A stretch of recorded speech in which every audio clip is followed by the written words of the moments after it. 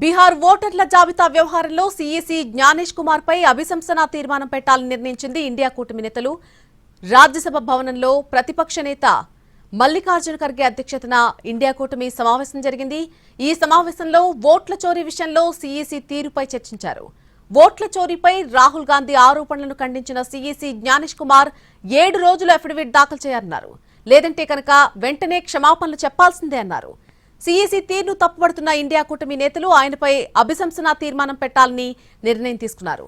మరొక వైపు పార్లమెంట్ ఆవరణలో బీహార్ ఓటర్ల సవరణను వ్యతిరేకిస్తూ ఇండియా కూటమి ఎంపీలు ఆందోళన నిర్వహించారు.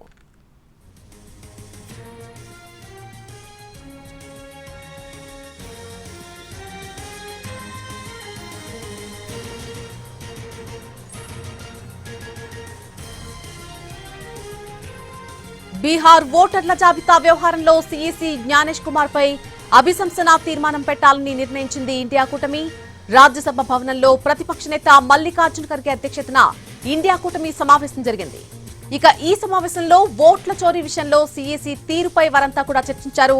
ఓట్ల చోరీపై రాహుల్ గాంధీ ఆరోపణలను ఖండించిన సీఈసీ జ్ఞానేష్ కుమార్ 7 రోజుల్లో అఫిడవిట్ దాఖలు చేయాలని అన్నారు.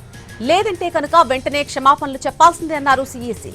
ఇక సీఈసీ తీరును తప్పుపడుతున్న ఇండియా కూటమి ఆయనపై అభిశంసన తీర్మానం పెట్టాలని నిర్ణయించింది.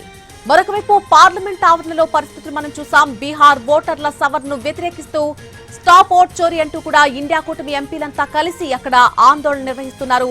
ప్లకార్డులు ప్రదర్శిస్తున్నారు.